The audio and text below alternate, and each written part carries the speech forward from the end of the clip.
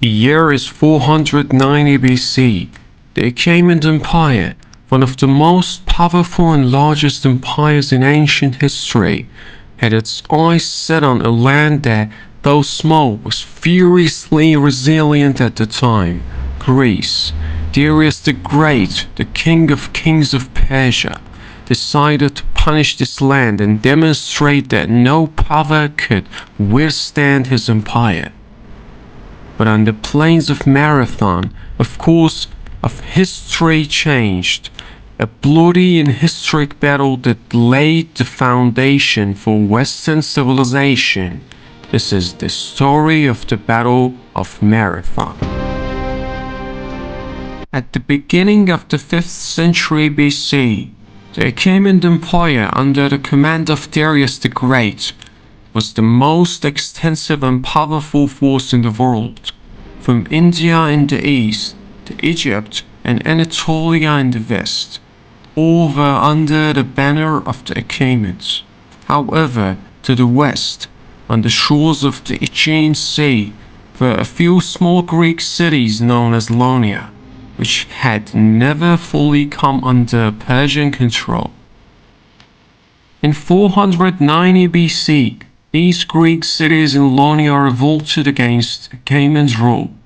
They hoped to free themselves from Persian dominance. In their struggle, they sought help from two powerful Greek cities, Athens and Eretria. The rebellion was swiftly crushed by the Persian forces, but the involvement of Athens and Eretria in this revolt made Darius determined to punish these two cities and solidify his power in the west. Darius, resolute in his decision to punish the Greeks, decided to send a large army towards Greece. His aim was not only to punish Athens and Eretria, but also to show the unquestionable might of the Achaemenids to the other Greek cities. In 490 BC, Darius sent his commanders Datis and Ariphanes with a massive army towards Greece.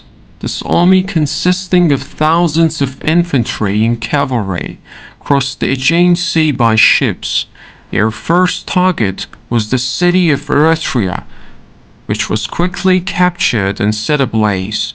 But the primary objective was Athens. The Persians moved towards the plains of Marathon, near Athens, and disembarked there. Marathon, a vast plain surrounded by hills with easy access to the sea, was chosen as a strategic point for the Persian forces to land.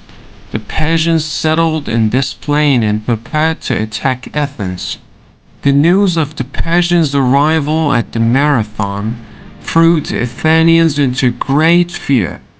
They knew that the Persian forces not only outnumbered them, but were also better equipped and more experienced. However, among them, Miltiades, an Athenian military commander who had experience in fighting the Persians, purposed a bold plan. Miltiades told the Athenians, if we wait for the Persians to reach Athens, the city will be destroyed. The only way to save ourselves is to attack them at Marathon before they reach Athens. The proposal required immense courage, as the Athenians had to face the vast Persian force with a much smaller number of soldiers, but they had no choice but to trust Miltiades and their own bravery. On the morning of the battle, the air was calm, and the plains of Marathon awaited one of the most epic battles in history in a mysterious silence.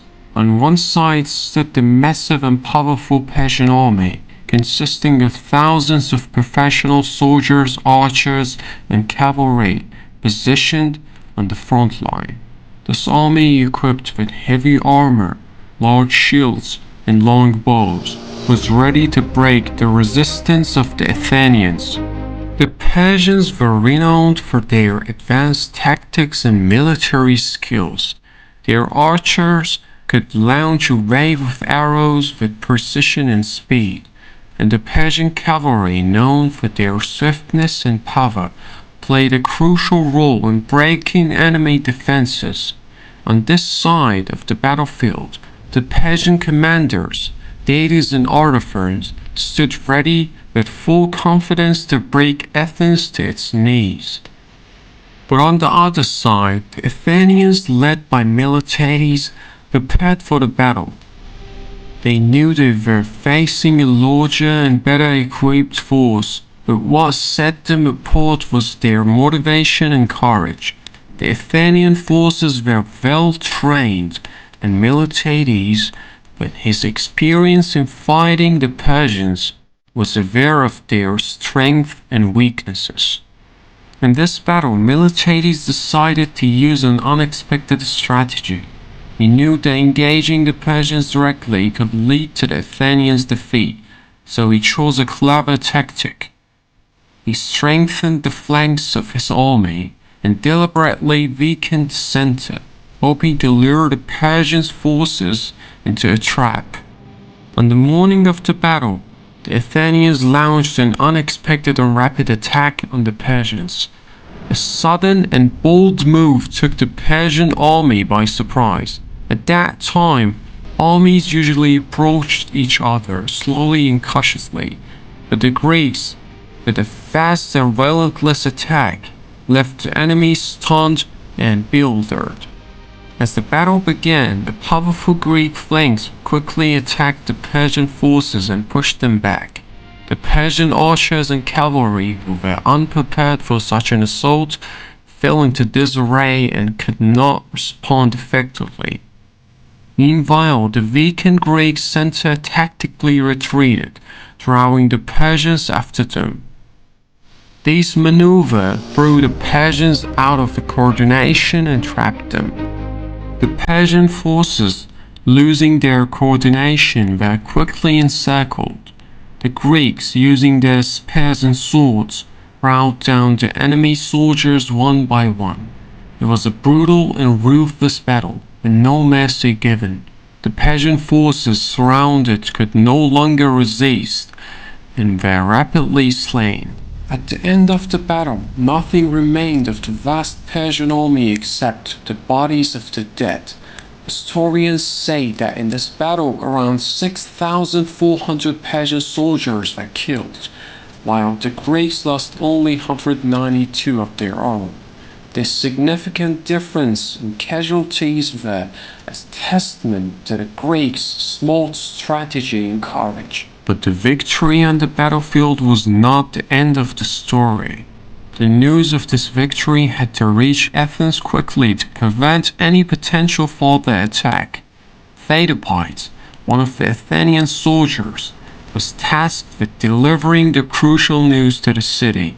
Pheidippides, having just returned from an exhausting battle, ran a distance of about 40 kilometers from Marathon to Athens without stopping, and on the brink of collapse from fatigue and thirst.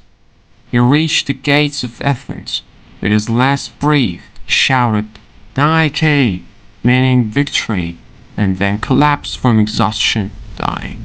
The heroic story not only became a part of his story, but also inspired modern marathon races.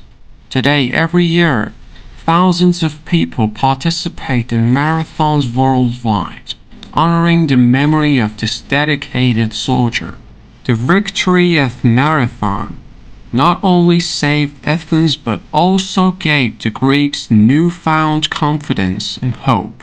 They realized that with unity and smart planning, they could even triumph over larger foes. However, for Darius the Great, this defeat was a deep wound. Unable to subdue the Greeks, he decided to send an even larger army to Greece. But Darius's death and internal problems within the Achaemenid Empire delayed this plan. Years later, his son Xerxes decided to finish what his father had started and began an even greater war. But that is another story. A story that will be told in the later wars between Greece and Persia. The Battle of Marathon was not just a military conflict, but a turning point in history.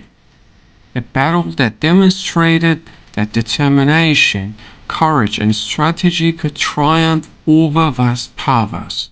If you found this account of the Battle of Marathon interesting, be sure to subscribe to our channel and share your thoughts with us.